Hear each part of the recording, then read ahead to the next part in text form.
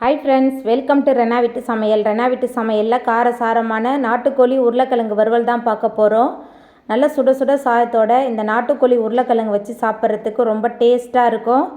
அதுக்கப்புறம் சாம்பார் சாதம், ரச சாதத்துக்கெலாம் தொட்டு சாப்பிட்றதுக்கு ரொம்ப சூப்பராக இருக்கும். ஒரு முறை நீங்கள் நாட்டுக்கோழியோட உருளைக்கிழங்கு பயன்படுத்தி இந்த மாதிரி வறுவல் செஞ்சு பாருங்கள். எல்லாருமே ரொம்ப விரும்பி சாப்பிடுவாங்க. வீட்டில் உள்ள பேசிக் மசாலா வச்சு ரொம்ப சூப்பராக செஞ்சிடலாம். அந்த சுவையான காரசாரமான நாட்டுக்கோழி உருளைக்கிழங்கு வறுவல் ரொம்ப சுவையாகவும் எளிமையாகவும் எப்படி செய்கிறதுன்னு வாங்க பார்த்துடலாம். நாட்டுக்கோழி உருளைக்கிழங்கு வறுவல் பண்ண போகிறோம். அதுக்கு முதல்ல 4 டேபிள் ஸ்பூன் அளவுக்கு கடலை எண்ணெய் சேர்த்துருக்கேன். எண்ணெய் சூடாகி வரட்டும். எண்ணெய் சூடாகிட்டு இதில் 1 டேபிள் ஸ்பூன் அளவுக்கு சோம்பு சேர்த்துக்கலாம்.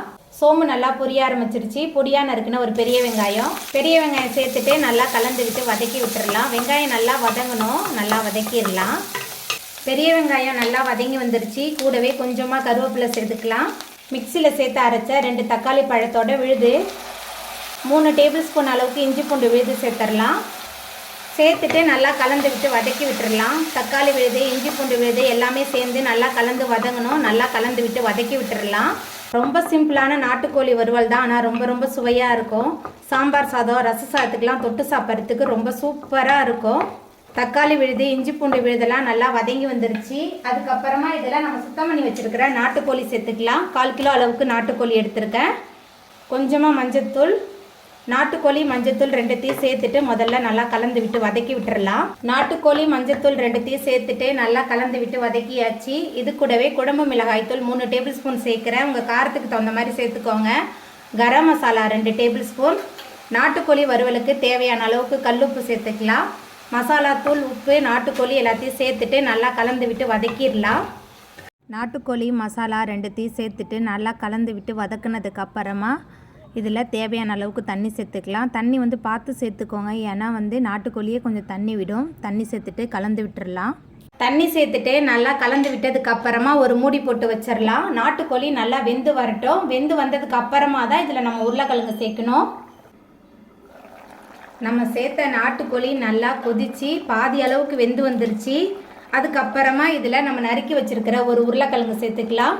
1/4 கிலோ நாட்டுக்கோழிக்கு ஒரு உருளைக்கிழங்கு சரியாக இருக்கும். உருளைக்கிழங்கு சேர்த்துட்டு நல்லா கலந்துட்டு மறுபடியும் ஒரு மூடி போட்டு வச்சிடலாம். உருளைக்கிழங்கு நாட்டுக்கோழி 2மே சேர்ந்து நல்லா வெந்து எண்ணெயெல்லாம் பிரிஞ்சு வரட்டும். திறந்து பார்த்துடலாம். நாட்டுக்கோழி உருளைக்கிழங்கு 2மே சேர்ந்து ரொம்ப சூப்பராக வெந்து வந்துருச்சு. அதுக்கப்புறமா இதில் மேலால் கொஞ்சமாக கொத்தமல்லி தழை தூவிடலாம். கொஞ்சமாக பச்சை கருவேப்பிலை, மல்லித்தலை, கருவேப்பிலை சேர்த்துட்டு நல்லா கலந்து விட்டுடலாம். கருவேப்பிலை மல்லித்தலையெல்லாம் தூவிட்டு நல்லா கலந்து விட்டாச்சு. ரொம்ப சுவையான உருளைக்கிழங்கு நாட்டுக்கோழி வறுவல் ரொம்பவே சூப்பராக ரெடி ஆகிட்டு சாதத்தோட பிசைஞ்சு சாப்பிட்றதுக்கு, ரச சாதம், சாம்பார் சாதத்துக்கு தொட்டு சாப்பிட்றதுக்குன்னு எல்லாத்துக்குமே ரொம்ப சூப்பராக இருக்கும். இப்போ நம்ம அடுப்பு ஆஃப் பண்ணிடலாம். அவ்வளோதாங்க, ரொம்ப சுவையான நாட்டுக்கோழி உருளைக்கிழங்கு வறுவல் சூப்பராக ரெடி ஆகிட்டு. இந்த ருசியான நாட்டுக்கோழி உருளைக்கிழங்கு வறுவலை நீங்களும் உங்கள் வீட்டில் செஞ்சு பாருங்கள். இந்த வீடியோ உங்களுக்கு பிடிச்சிருந்தா லைக் பண்ணுங்கள், ஷேர் பண்ணுங்கள், கமெண்ட் பண்ணுங்கள், சப்ஸ்கிரைப் பண்ணுங்கள். அப்படியே பக்கத்தில் உள்ள பெல் பட்டனையும் கிளிக் பண்ணிடுங்க. தேங்க்யூ.